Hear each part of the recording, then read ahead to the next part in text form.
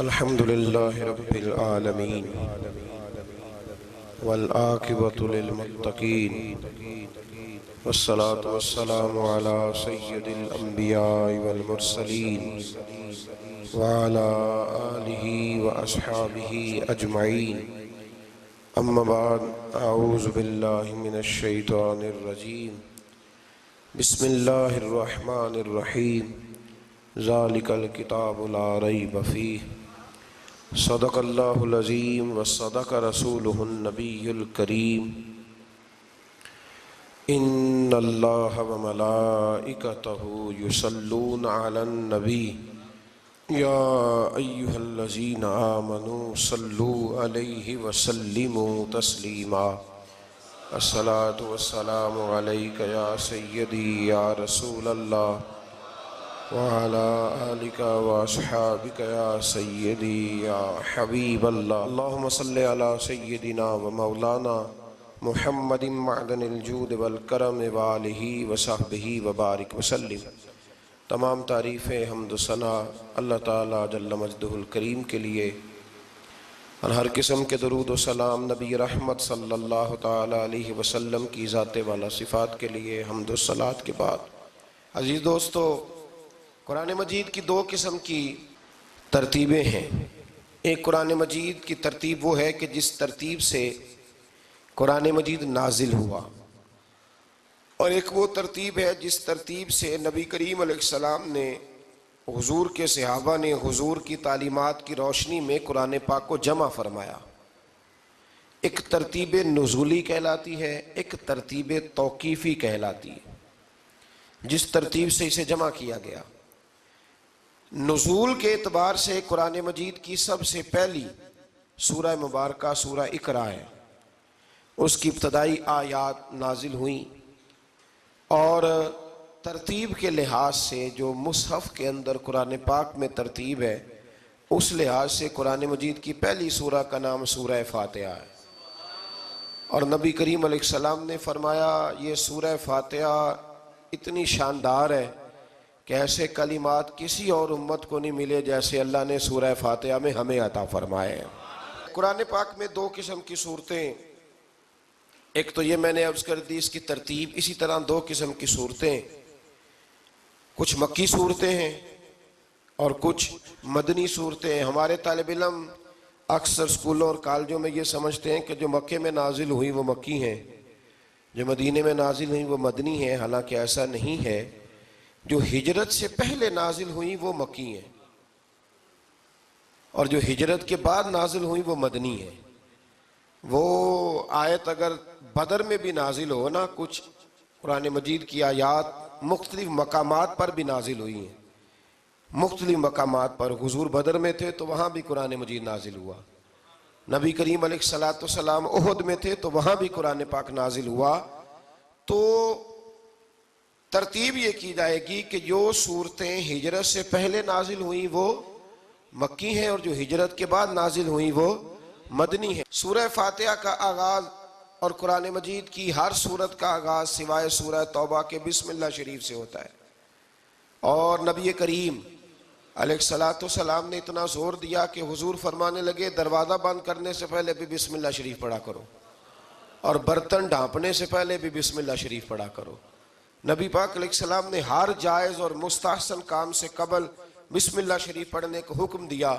بسم اللہ کے مفاہیم کیا ہیں؟ فرمایا بسم اللہ الرحمن الرحیم، اللہ کے نام سے شروع جو بڑا ہی مہربان نہایت رحم کرنے والا ہے. باقی ترجمہ کرنے والوں نے کہا کہ شروع اللہ کے نام سے، تو اعلیٰ حضرت فرمانے لگے کہ پھر تو شروع سے ہو گیا، پھر تو شروع سے ہو گیا. تو حضور پھر کیا ترجمہ کریں؟ فرمانے لگے یہ ترجمہ نہ کرو کہ شروع اللہ کے نام سے، بلکہ ترجمہ یہ کرو کہ اللہ کے نام سے شروع.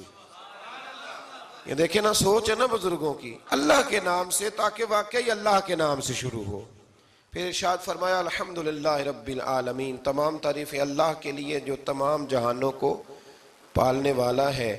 جب انسان کو تھوڑا سا ترجمہ آتا ہو نا، اس کی تھوڑی توجہ ہو، اسے نماز پڑھنے کا بھی بڑا ہی مزہ آتا ہے. نبی کریم علیہ السلام فرماتے ہیں، رب فرماتا ہے یہ سورہ فاتحہ میرے اور میرے بندے کے درمیان آدھی آدھی ہے. آدھی میری ہے آدھی میرے بندے کی ہے۔ جب وہ کہتا ہے نا مالک یوم الدین، تو یہاں تک وہ میری تعریف کرتا ہے، ایاک نعبد و ایاک نستعین تک پہنچتا ہے تو اب میرا اور اس کا آدھا آدھا کام شروع ہو جاتا ہے۔ پھر آگے میرا بندہ جب مجھ سے دعا مانگتا ہے تو یہ اس کے الفاظ ہیں جو میں اپنے فضل سے قبول فرمایا کرتا ہوں۔ تو ارشاد فرمایا تمام تعریفیں اللہ کے لیے جو تمام جہانوں کا پالنے والا ہے، الرحمن الرحیم، بڑا ہی مہربان ہے نہایت۔ یہ رحمان مبالغے کا صیغہ ہے، یعنی اتنا رحم کرنے والا کہ جتنا کوئی اور رحم نہ کر سکے، اس لیے اللہ ہی رحمان ہو سکتا ہے، بندہ کوئی رحمان نہیں ہو سکتا۔ بندے کو رحیم کہا جا سکتا ہے، نبی پاک رحیم ہے لیکن رحمان نہیں ہے، اس لیے کسی بھی انسان کا نام رحمان نہیں ہو سکتا۔ کسی دکان پر بعض اوقات لوگ نام رکھ لیتے ہیں رحمان بک ڈپو، تو یہ درست نہیں ہے۔ بندے کا نام رحمان نہیں ہو سکتا، عبد الرحمان، اس لیے کہ یہ لفظ رحمان خدا کے علاوہ کسی اور کے لیے بولنا درست نہیں ہے۔ پھر ارشاد فرمایا مالک یوم الدین، اللہ مالک ہے قیامت کے دن کا۔ تو یا اللہ آج کے دن کا مالک بھی تو ہی ہے، آج جو یکم رمضان مبارک ہے تو اس دن کا مالک بھی اللہ ہی ہے۔ تو یہ جو خاص کر کہا مالک یوم الدین، اس کا معنی یہ ہے کہ یہاں کچھ لوگ عارضی طور بھی تو بعض چیزوں کے مالک ہیں نا، یہ زمین میری ہے، یہ گھڑی میری ہے، یہ گھر میرا ہے، یہ بچے میرے ہیں، عارضی طور پر بھی تو لوگ مالک ہیں۔ لیکن قیامت کے دن عارضی طور پر بھی کوئی مالک نہیں ہوگا، قیامت میں ساری بادشاہی فقط میرے اللہ کی ہوگی۔ بلکہ رب کریم فرمائے گا کہاں ہیں وہ لوگ جو دنیا میں بادشاہ بنا کرتے تھے، کدھر؟ بڑے بڑے کج کلا جو کہتے تھے کہ ہم اٹھتے ہیں تو لوگ اٹھتے ہیں، بیٹھتے ہیں تو دنیا بیٹھ جاتی، وہ کہاں ہے؟ جب کوئی نہیں بولے گا تو رب فرمائے گا للہ الواحد القہار، آج ایک رب واحد اور قہار کی حکمرانی ہے۔ پھر ارشاد فرمایا ایاک نعبد و ایاک نستعین، بے شک ہم تیری ہی عبادت کرتے ہیں اور تجھی سے مدد چاہتے ہیں۔ عبادت بھی اللہ کی ہے اور مدد بھی، یہ جو بندوں کے ذریعے بعض اوقات مدد ہوتی ہے تو یہ مدد بھی اللہ کی ہے، یہ مدد بھی اللہ کی ہے۔ یہ کسی بندے نے مائک بنایا ہے جس کی مدد سے آپ تک آواز جا رہی ہے، تو اس کو عقل کس نے دی تھی بنانے کی؟ تو پھر مدد کس کی ہوئی؟ اللہ کی۔ تو دنیا میں کوئی بھی جو مدد کرتا ہے وہ اللہ کے ولی کریں، نبی کرے، پیغمبر کریں، تو وہ مدد کس کی ہے؟ اللہ کی، اس لیے کہ وہ ذاتی طور پر کچھ بھی نہیں کر سکتے، اگر اللہ انہیں توفیق نہ دے وہ کسی کی مدد نہیں کر سکتے۔ تو ایاک نعبد و ایاک نستعین، ہم تیری ہی عبادت کرتے ہیں، تجھی سے مدد چاہتے ہیں۔ اہدنا الصراط المستقیم، اے اللہ ہمیں سیدھا راستہ دکھا۔ کون سا راستہ سیدھا ہے؟ کون سا راستہ سیدھا ہے؟ تو اللہ نے خود ہی فرمایا ایسے ہی نہ بھٹک جانا، راستہ سیدھا وہ ہے صراط الذین انعمت علیہم، ان لوگوں کا راستہ سیدھا ہے جن پر اللہ نے انعام فرمایا ہے۔ اور وہ کون ہے؟ قرآن مجید نے خود فرمایا انعم اللہ علیہم من النبیین والصدیقین والشہداء والصالحین، وہ نبی ہیں، صدیق ہیں، شہید ہیں اور نیک لوگ ہیں۔ فرمایا اپنی مرضی کے راستے پہ چلو گے تو بھٹک جاؤ گے، رب کی بارگاہ میں سوال کرنا کہ وہ تمہیں نبیوں کے، صدیقوں کے، شہیدوں کے اور نیک لوگوں کے راستے پہ چلائے۔ غیر المغضوب علیہم ولا الضالین، نہ ان لوگوں کے راستے پہ چلا جن پر تیرا غضب ہوا، اور نہ ان کے راستے پہ چلا جن پر تو ناراض ہوا، جنہیں تو نے گمراہ کیا، ان لوگوں کے راستے پہ نہ چلا، بلکہ ان لوگوں کے راستے پہ چلا جن پر تیرا انعام ہوا۔ یہ جو لوگ ہیں نا مغضوب علیہم ولا الضالین، ایک گروہ یہودیوں کا ہے اور ایک عیسائیوں کا ہے۔ کہا جا رہا ہے یا اللہ نہ یہودیوں کے راستے پہ چلا اور نہ عیسائیوں کے راستے پہ چلا، ہمیں تو ابو بکر صدیق کے راستے پہ چلا، ہمیں تو عمر فاروق کے راستے پہ چلا، عثمان غنی، مولا علی اور جناب ابو ہریرہ کے راستے پہ چلا۔ اب یہ سورہ فاتحہ کا تو میں نے مکمل ترجمہ عرض کیا۔ سورہ بقرہ یہ قرآن مجید کی سب سے بڑی سورہ ہے۔ ایک حدیث اس کی فضیلت پہ سن لیں، نبی کریم علیہ السلام نے فرمایا جس گھر میں سورۃ بقرہ پڑھی جائے نا، فرمایا جن کیا وہاں سے تو شیطان بھی بھاگ جاتا ہے۔ سورہ بقرہ گھروں میں پڑھیں، یہ سب سے بڑا تعویذ ہے۔ اگر گھر میں جنات ہوں، کوئی آسیب ہوں، اور یہ وہ والا تعویذ ہے جو مدینے والے رسول نے عطا فرمایا ہے۔ یہ سب سے بڑی سورہ ہے. مفسرین فرماتے ہیں اگر کوئی استدلال کی قوت رکھتا ہو تو ایک 100 چیز کا اللہ نے حکم دیا ہے.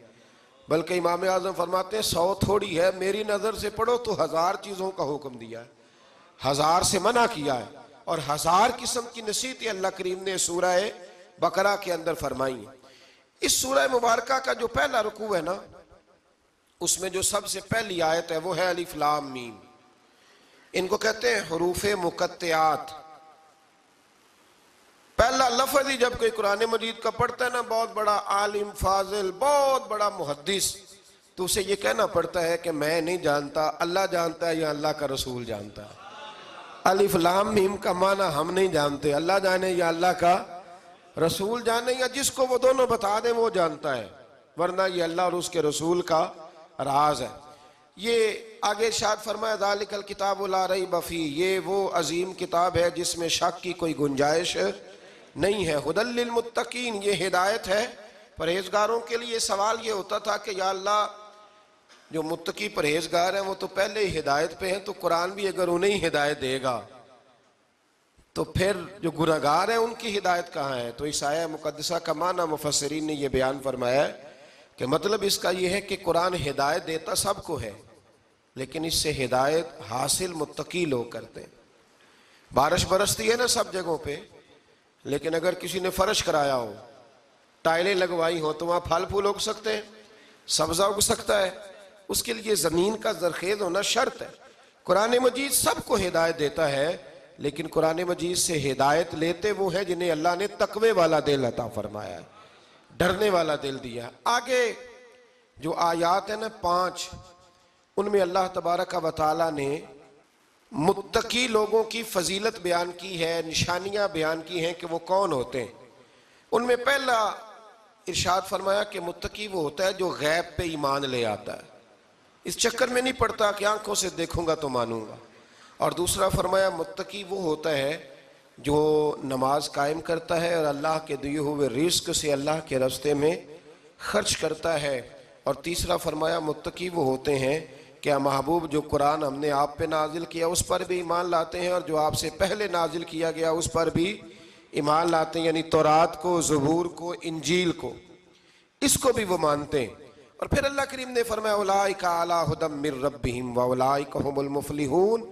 یہ جو لوگ ہیں نا غیب پر ایمان لانے والے، نماز پڑھنے والے، زکوٰۃ دینے والے، پچھلی کتابوں کو بھی ماننے والے، نبیوں کو بھی ماننے والے، اور رسول پاک پر ایمان لانے والے، فرمایا یہ وہ لوگ ہیں جو اللہ کی طرف سے ہدایت پر ہیں، اور یہ وہ لوگ ہیں جو دنیا میں بھی کامیاب ہو جائیں گے اور آخرت میں بھی کامیاب ہو جائیں گے.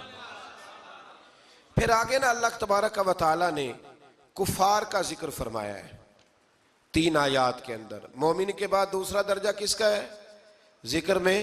کافر کا. پہلے بات ہوئی 5 آیات میں مومنوں کی، اب 3 آیات میں ذکر کیا گیا پکے کافروں کا. مومن وہ ہوتا ہے زبان سے بھی اللہ اور اس کے رسول کو مانے، ان کی لائی ہوئی چیزوں کو مانے اور دل سے بھی تسلیم کرے. اور کافر وہ ہوتا ہے کہ جو نہ زبان سے مانتا ہے اور نہ ہی دل سے تسلیم کرتا ہے. پھر اللہ تبارک و تعالیٰ نے 13 آیات کے اندر 3 آیتوں میں کافروں کا ذکر کیا، اور 13 آیات کے اندر پھر منافقین کا ذکر فرمایا ہے. منافق اس کو کہتے ہیں، منافق اس کو کہتے ہیں جو زبان سے تو دعوے اونچے اونچے کرتا ہے ایمان کے، لیکن اس کے دل میں ایمان موجود نہیں ہوتا. آپ حیران ہوں گے، یہیں پہ بات کو ذرا غور سے سمجھیں کہ مومنوں کا ذکر 5 آیات میں اور کفار کا 3 آیات میں، پکے کفار کا. اور منافقین کے لیے اللہ نے اگلے ہی رکوع میں 13 آیات بیان فرمائی. 13. یہ خطرناک گروہ ہے منافقین کا، یہ خوفناک لوگ ہیں. یہ وہ چھپی ہوئی بیماری ہے کہ جس کو پکڑنا تھوڑا مشکل ہے. کچھ بیماریوں کو ڈاکٹر کہتے ہیں نا یہ خاموش قاتل ہے، قتل کر دیتی ہے پر پتہ نہیں لگنے دیتی. اسی طرح منافقین کا ٹولہ ہے. قرآن مجید کہتا ہے ان منافقین کے بارے میں وَمِنَ النَّاسِ مَن يَقُولُ آمَنَّا بِاللَّهِ وَبِالْيَوْمِ الْآخِرِ وَمَا هُمْ بِمُؤْمِنِينَ. اے محبوب کچھ لوگ کہتے ہیں ہم اللہ اور آخرت پر ایمان لائے، لیکن وہ ایمان لانے والے نہیں ہیں. تو جب رب کہتا ہے نہیں ہے، آج کسی کو کہہ دیا جائے نا کہ وہ بندہ جھوٹا کلمہ پڑھتا ہے، اس کی باتیں نہیں بتاتی، تو کہتے ہو آپ ایک کلمہ گو کو برا کہہ رہے ہیں. تو یہاں تو اللہ ان کے کلمے کا بھی اعلان فرما رہا ہے اور ان کے نفاق کا بھی اعلان 13 آیات میں. اور رب فرماتا ہے یخادعون اللہ والذین آمنوا وما یخدعون الا انفسهم وما یشعرون. فرمایا وہ اللہ کو دھوکہ دینا چاہتے ہیں مومنوں کو، حالانکہ نہیں دھوکہ دیتے مگر اپنی ہی جانوں کو، انہیں شعور ہی نہیں.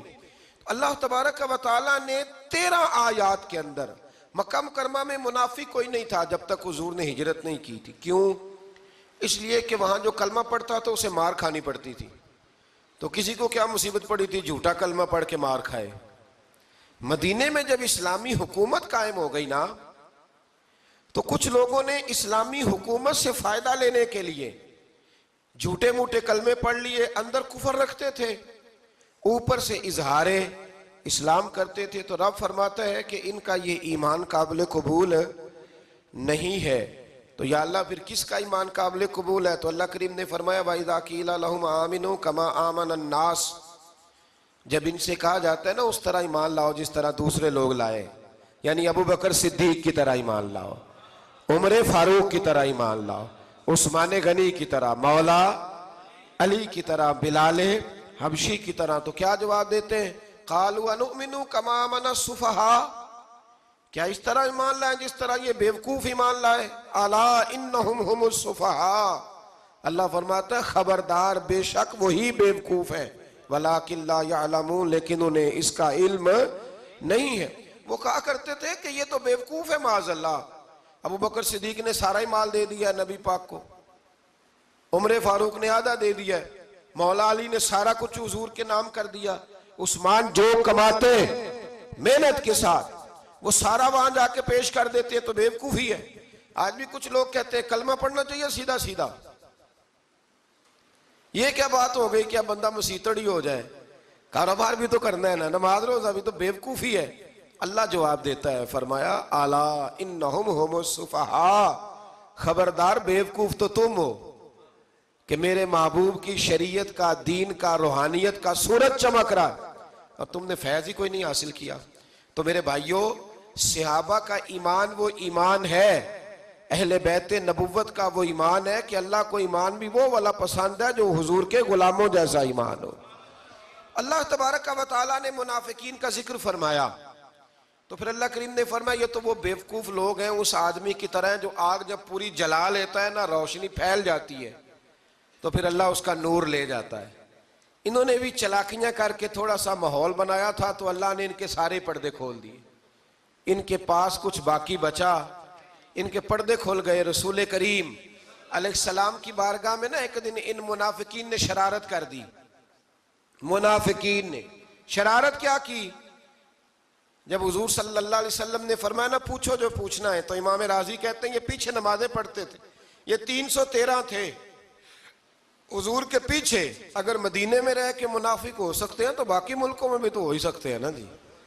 حضور کے پیچھے نمازیں پڑھتے تھے تو ایک دن کہنے لگے جی یہ کہتے ہیں جو مرضی پوچھو تو ہم پیچھے نمازیں پڑھتے ہیں، ہمارا انہیں پتہ نہیں. جب یہ اعتراض کیا نا حضور کے علم پر، آپ سمجھ لیں کہ حضور کے علم پر اعتراض کرنا طریقہ کس کا ہے؟ طریقہ کس کا ہے حضور کے علم مبارک پر اعتراض کرنا؟ کہنے لگے پیچھے نمازیں پڑھتے انہیں پتہ ہی نہیں. جب یہ کہا تو اللہ کے رسول نے نا، جمعے والا دن تھا، حضور نے فرمایا میرے علم پر اعتراض کرتے ہو؟ 70 بندے نام لے کر اور ولدیتیں لے کر، بلکہ بہت سارے ایسے تھے جنہیں کنفرم ہو گیا کہ ولدیت اصل میں ہے کیا، انہیں طے ہو گیا. حضور کے بے ادب کے لیے یہ طے کرنا بھی مشکل ہوتا ہے نا. طے ہو گیا کہ ولدیت ہے کیا. 70 بندے نام لے کے حضور نے مسجد نبی سے نکال دیے. فرمایا یا فلاں بن فلاں قم فخرج فإنک منافق، او فلاں کے بیٹے فلاں کھڑا ہو جا، نکل جا، تو منافق ہے. حضور نے 70 بندے نکال دیے. اب 70 بندے اکٹھے گلی میں نکلیں تو رش تو پڑ جاتا ہے نا. حضرت عمر فاروق لیٹ ہو گئے، جمعے میں آ رہے تھے. ان کو جاتے ہوئے دیکھا تو عمر فاروق فرمانے لگے جمعہ ہو گیا ہے.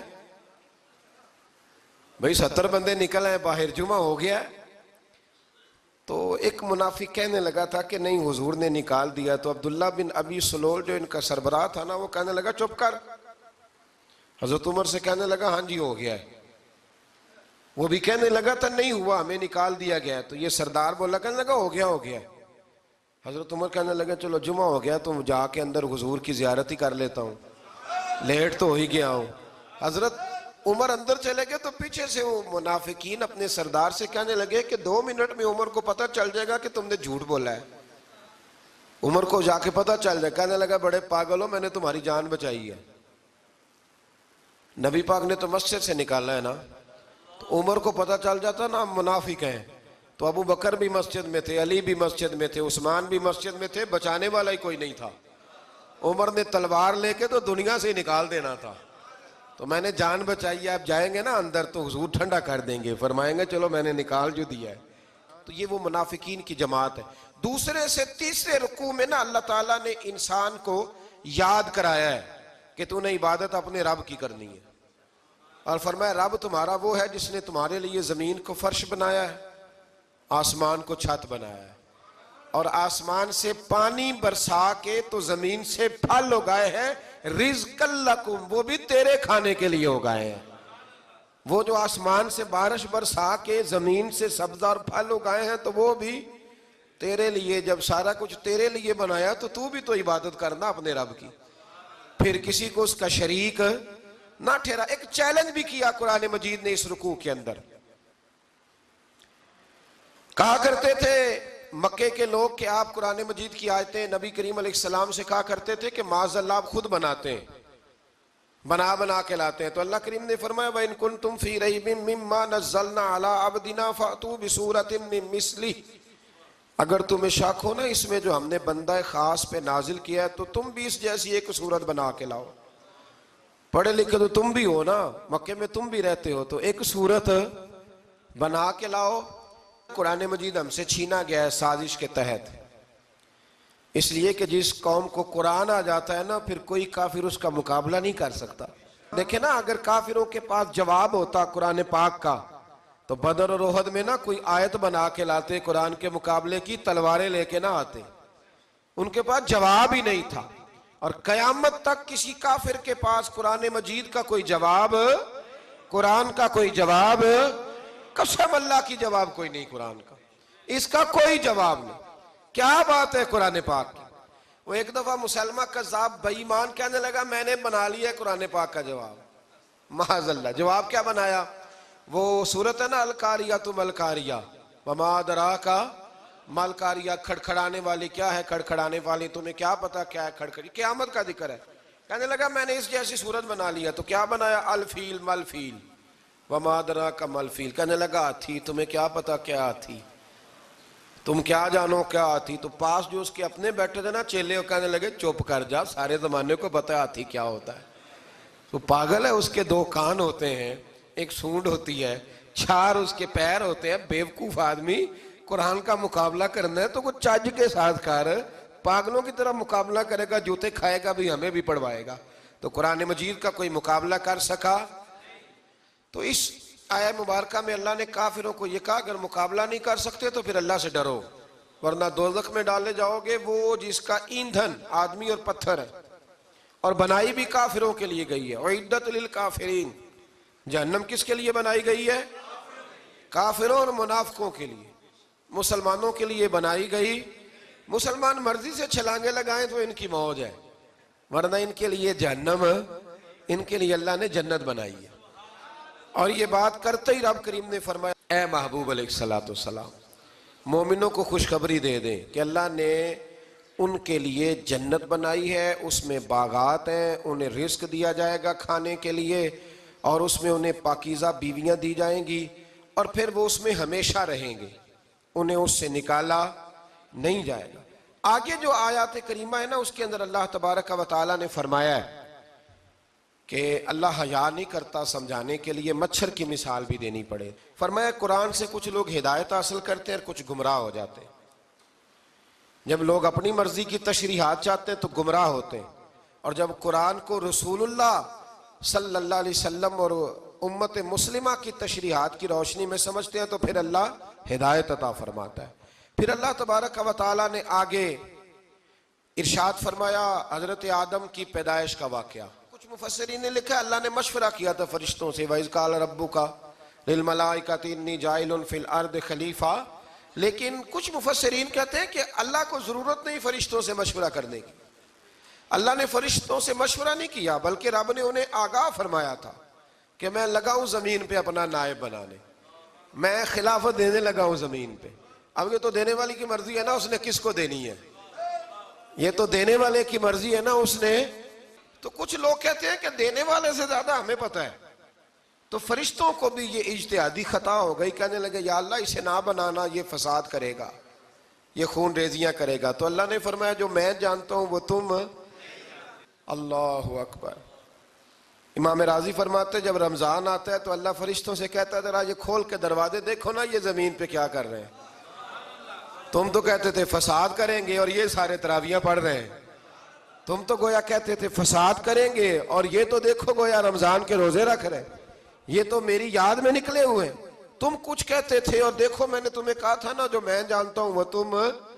اللہ نے پھر حضرت آدم علیہ السلام کو تمام زمانے کے علوم عطا کیے, علم سکھا لیا. تو فرشتوں سے کہا تم بھی ان چیزوں کے نام بتاؤ, تو وہ بتا سکے نہیں. اللہ نے فرمایا اب اس طرح کرو آدم کو سجدہ کرو.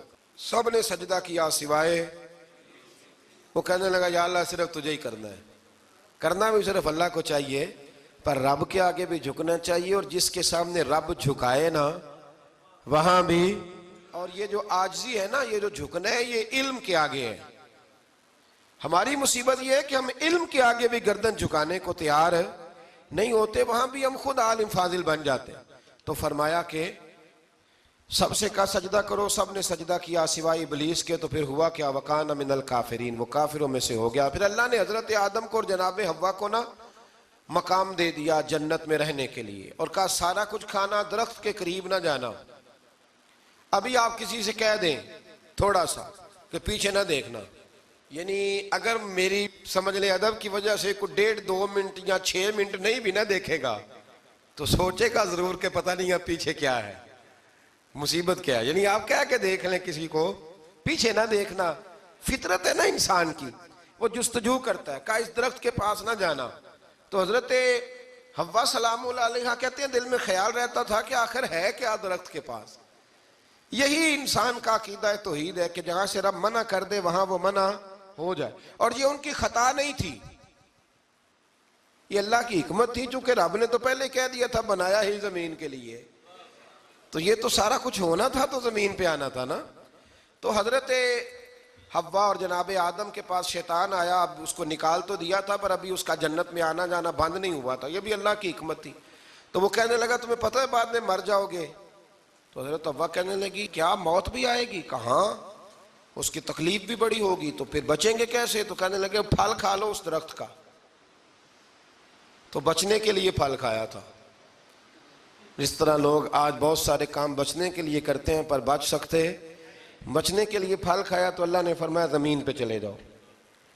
تو حضرت آدم زمین پہ آئے, پھر کئی 100 سال روتے رہے. فَتَلَقَّى آدَمُ مِن رَبِّهِ کلمات, تو پھر اللہ نے خود ہی جناب آدم کو کچھ کلمے سکھائے. علامہ اسماعیل لکی فرماتے ہیں وہ کلمے یہ تھے کہ حضرت آدم نے میرے نبی کا وسیلہ پیش کیا, تو اللہ کریم نے جناب آدم کی دعا کو مقبول فرما لیا. پھر آگے بنی اسرائیل کا ذکر آ جاتا ہے. اللہ تعالیٰ نے بنی اسرائیل, آج آپ اسی قوم کو یہودی کہتے ہیں, ان کو اللہ نے اس زمانے میں فضیلت عطا کی تھی بہت زیادہ. تو عرب کے اندر جب نبی پاک علیہ السلام نے اعلان نبوت کیا تو کچھ لوگوں نے یہ کہہ دیا کہ اگر یہ یہودی کلمہ پڑھ لیں گے تو ہم بھی پڑھ لیں گے. تو پھر اللہ نے انہیں یاد کرایا کہ تم اصل میں کیا ہو, تمہیں کلمہ پڑھنا چاہیے.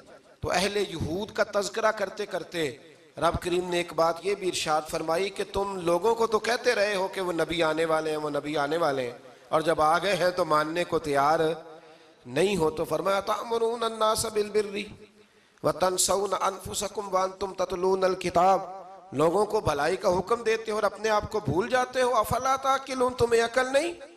پھر اللہ نے انہیں یہ بھی یاد کرایا کہ یاد کرو وہ زمانہ کہ جب فرعون نے خواب دیکھ لیا تھا کہ کوئی بچہ اس کی سلطنت کو تباہ کرے گا, تو پھر اس نے تمہارے بچوں کو ذبح کرانا شروع کیا اور تمہاری بیٹیوں کو چھوڑتا تھا. فرمایا یہ بھی تو تم نے دیکھا, میں نے تمہیں پھر تم سے کہا جہاد کرو قوم عمالقہ کے خلاف, تو مقام طیہ میں جا کے یہ لوگ کہنے لگے ہم سے جہاد نہیں ہوتا. اللہ نے انہیں ایک میدان میں قید کر دیا. بڑی دلچسپ بات. قید تو لوگ ہوتے ہیں نا چار دیواری میں, تو اللہ نے بنی اسرائیل والوں کو جب انہوں نے کہا جہاد نہیں کریں گے تو اللہ نے میدان میں قید کر دیا. میدان میں. یہ یاد رکھیں, جب انسان اللہ کی نافرمانی کرتا ہے تو اسے ایسی قید ملتی ہے جس کا اس نے تصور بھی نہیں کیا ہوتا. ایک میدان ہے مقام طیہ, قید ہو گئے. سارا دن سفر کرتے تھے, سارا دن. تو رات کو تھک کے سوتے تھے, صبح اٹھتے تھے نا جب, تو وہیں ہوتے تھے جہاں کل صبح چلے تھے. تو رب جب کسی کو قیدی بناتا ہے تو اسے زنجیروں کی, سلاخوں کی ضرورت. دعا فرمائے اللہ تبارک و تعالی غموں سے نجات عطا فرمائے.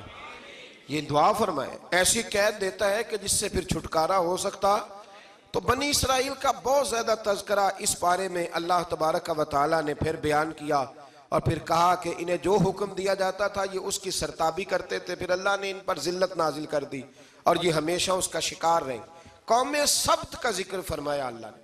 ہفتے والے دن کچھ لوگ نافرمانی کرتے تھے. ہمارے بھی ہیلے بہانے ہیں نا آج کل کاروبار میں.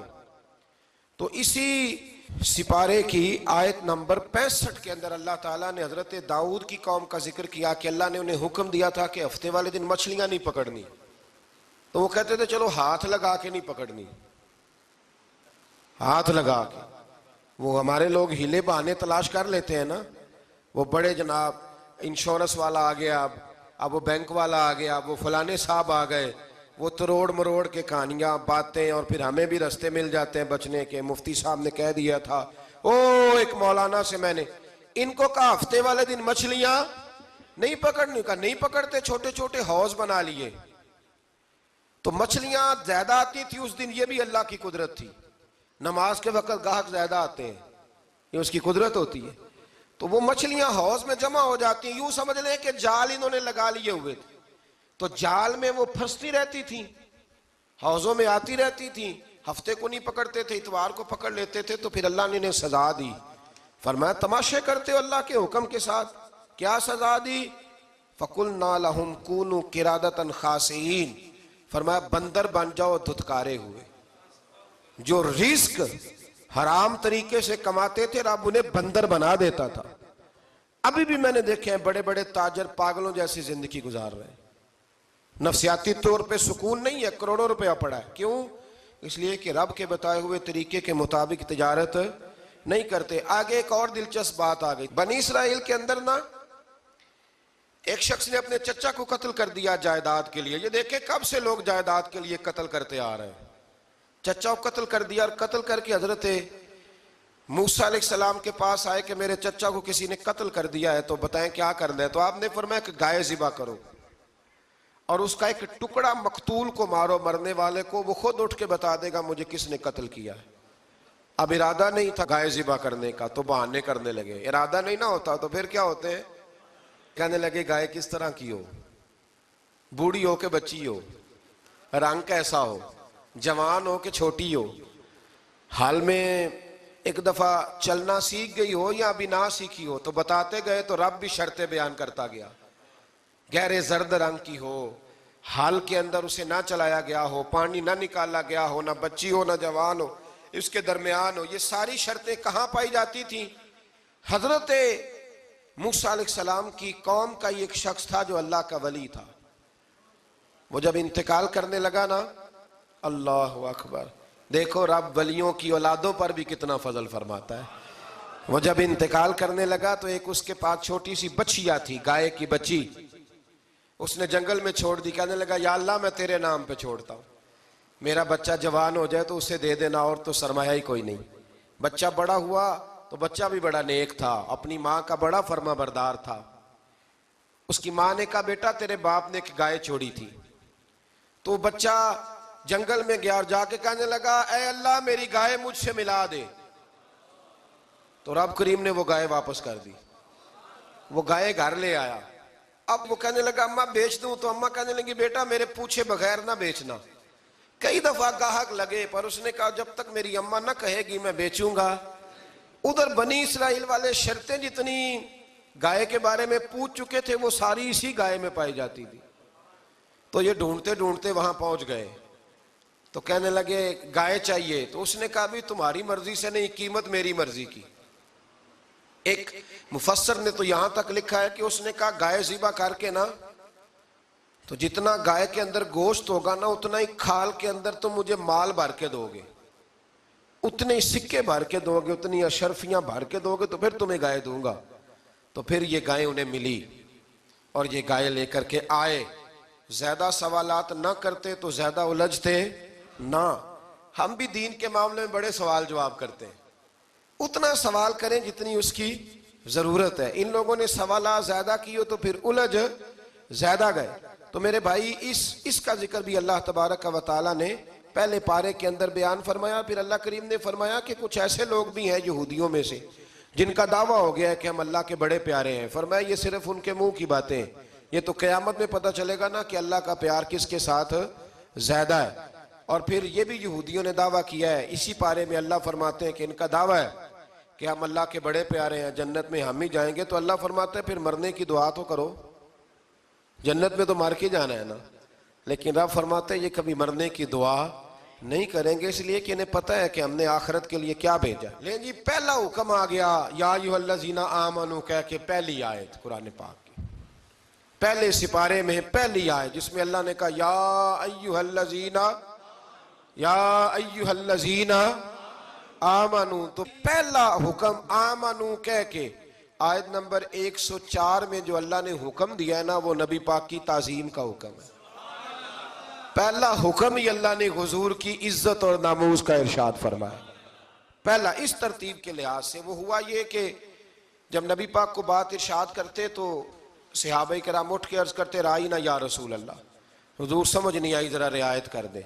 تو یہودیوں کی عبرانی زبان کے اندر نہ ذرا کھینچ کے پڑھتے تھے رائینا، تو اس کا معنی بنتا تھا معاذ اللہ اے ہمارے چرواہے، بکریاں چرانے والے کو بھی وہ رائینا کہتے تھے۔ تو جب صحابہ یہ کہنے لگے تو اللہ نے منع ہی کر دیا، فرمایا میرے محبوب کے غلاموں اس لفظ کے پیچھے چھپ کے لوگ میرے نبی کی بے ادبی کر جاتے ہیں۔ تو جس لفظ کا کوئی ایک معنی بے ادبی والا بنتا ہو وہ لفظ بھی میرے نبی کے لیے نہ کہو، لفظ وہ والے کہو جس میں کوئی بے ادبی کا معنی نکلے نہ۔ یہاں لوگوں نے بڑے بڑے لفظ نہیں بول دیے، پھر کہتے ہیں میرا مطلب یہ تھا، میرا مطلب وہ تھا، تو تو نے وہ لفظ بولا کیوں جس کا کوئی غلط مطلب بھی نکل سکتا تھا۔ اللہ نے فرمایا یا ایھا الذین آمنوا لا تقولوا رائینا، اے ایمان والو رائینا کہو ہی نہ۔ تو یا اللہ کیا کہیں؟ فرمایا وقولوا انظرنا، تم کہو یا رسول اللہ ایک نظر فرمائیے۔ انداز دیکھیے، انظرنا ایک نظر۔ تو ہمارے بزرگ تو پہلے ہی بڑے پیار والوں نے کہہ دیا یا رسول اللہ انظر حالنا۔ کہتے کہاں سے لاتے ہو جملے؟ میں نے کہا اللہ کی کتاب سے۔ یا رسول اللہ انظر حالنا، یا حبیب اللہ اسمع قالا، تو تم کہو انظرنا، محبوب نظر کرم کریں، واسمعوا، اور کیا ضرورت ہے دوبارہ پوچھنے کی؟ اللہ کہتا ہے پہلے ہی دھیان سے سنا کرو، پہلے ہی واسمعوا، پہلے ہی احتیاط سے سنو، وللکافرین عذاب علیم، اور کافروں کے لیے دردناک عذاب ہے۔ لے جی اسی پارے میں اللہ تبارک و تعالیٰ نے پھر اہل یہود کا ذکر کیا۔ تو یہود کہنے لگے کہ ہم حضرت ابراہیم کے ماننے والے ہیں، تو اللہ کریم نے وہ بھی ذکر کیا کہ میں نے تو ابراہیم کو آزمایا ہے۔ وَإِذِ ابْتَلَىٰ إِبْرَاهِيمَ رَبُّهُ بِكَلِمَاتٍ فَأَتَمَّهُنَّ، ہم نے ابراہیم کو کچھ چیزوں سے آزمایا ہے، وہ ہماری آزمائش پہ پورے اترے۔ قَالَ إِنِّي جَاعِلُكَ لِلنَّاسِ إِمَامًا، تو پھر ہم نے انہیں کہا کہ ہم آپ کو پوری دنیا کا امام بنائیں گے۔ وہ آزمائش کیا تھی؟ آگ میں جانا بھی آزمائش، بیٹے کا نہ ہونا بھی آزمائش، بیٹا ہوا تو پھر اسے وادی غیر ذی زرع میں چھوڑ کے آنا بھی آزمائش، بڑا ہوا تو پھر ذبح کرنا بھی آزمائش۔ فرمایا جہاں جہاں آزمایا ہے نا ابراہیم ہماری آزمائش میں پورے اترے۔ فرمایا تو مفت میں حضرت ابراہیم کی اولاد بنتے ہو اور ان کا نام لیتے اور ان کے ساتھ اپنا تعلق بناتے ہو، دیکھو تو صحیح وہ کتنی آزمائشوں سے گزرے۔ تو اس کا بھی اللہ نے اسی میں ذکر فرمایا۔ اور پھر وہ بات کرتے تھے حضرت یعقوب کی اور حضرت اسحاق کی، تو فرمایا وہ تو ہمارے اتنے خاص بندے تھے کہ وصال کے وقت بھی انہوں نے اپنی اولادوں کو نصیحت فرمائی تھی کہ اللہ کی توحید پہ قائم رہنا۔ اس کا ذکر بھی اللہ نے اسی پارے میں بیان فرمایا۔ اور جو حضرت ابراہیم اور جناب اسماعیل نے کعبہ تعمیر کیا تو اس کا ذکر بھی اللہ تعالیٰ نے اسی پارے میں فرمایا جب وہ کعبہ بنا رہے تھے تو کہہ رہے تھے ربنا تقبل منا، کہہ رہے تھے اے اللہ بنا ہم نے دیا ہے پر مہربانی فرما ہم سے قبول فرما لے۔ تو جو آیہ کریمہ آخر میں عرض کرنا چاہتا ہوں اس پر بھی تھوڑی توجہ فرمائیں گے تو بات بڑی نکھر کے باہر آئے گی۔ یہ 16ویں رکوع کے اندر اللہ نے پھر یہود کا اور عیسائیت کا ذکر فرمایا تو اللہ کریم نے ایک بات ارشاد فرمائی، یہودیوں کے ہاں جب کوئی بچہ پیدا ہوتا تھا وہ پیلے رنگ کے ساتھ اس کو رنگتے تھے، یا کوئی خاص رنگ تھا ان کا، بچہ پیدا ہوتا تو اس پر وہ رنگ چڑھاتے کہ یہ جی ہمارے مذہب کا رنگ ہے۔ ہمارے ہاں بھی رسمیں ہیں نا اپنی اپنی، معاذ اللہ اپنی اپنی نہیں ہونی چاہیے، اللہ رسول کا حکم ہونا چاہیے۔ تو یہودیوں کے ہاں بچہ پیدا ہوتا تو ایک خاص رنگ چڑھاتے، عیسائیوں کے ہاں پیدا ہوتا تو وہ بھی ایک خاص رنگ چڑھاتے۔ تو مسلمانوں کے ہاں بچے پیدا ہوئے تو انہوں نے بھی توجہ کی کہ یہ کیا ہو رہا ہے، تو رب کریم نے فرمایا صبغۃ اللہ، رنگ اللہ کا ہی ہے۔ ومن احسن من اللہ صبغۃ، اور فرمایا اللہ کے رنگ سے زیادہ خوبصورت کس کا رنگ ہو سکتا ہے؟ اللہ کا رنگ کیا ہے؟ لا الہ الا اللہ محمد الرسول اللہ صلی اللہ علیہ۔ فرمایا نیلے پیلے کالے رنگ نہ چڑھاؤ، اپنے ذہن پر توحید و رسالت کا رنگ چڑھاؤ، یہ سب سے بہترین رنگ ہے۔ اگر تمہارے ذہنوں پر رب رسول کی توحید کا رنگ چڑھ گیا تو یہ وہ والا رنگ ہے، پھر تمہیں کسی اور رنگ کی طرف جانے کی ضرورت نہیں پڑے گی۔ تو فرمایا رنگ وہ پیدا کرو جو توحید کا ہے، رسالت کا ہے، اس رنگ کی توجہ کرو۔ قرآن مجید کے اس پارے میں اللہ کریم نے مختلف باتیں بیان کر کے آخری رکوع میں یہ جو رنگ کا ذکر فرمایا نا، تو یہ لگتا ہے پورے پارے کا خلاصہ ہے کہ رب کریم نے فرمایا اصل بات یہ ہے کہ تمہاری سوچوں پہ رب رسول کی توحید و رسالت کا رنگ ہونا چاہیے۔ ہر وقت بچہ پیدا ہو کوئی دنیا سے جائے تو رنگ کس کا ہونا چاہیے؟ اللہ رسول کے دین کا۔ اللہ تعالی ہمیں سمجھنے کی توفیق عطا فرمائے۔ آخر دعوانا ان الحمدللہ۔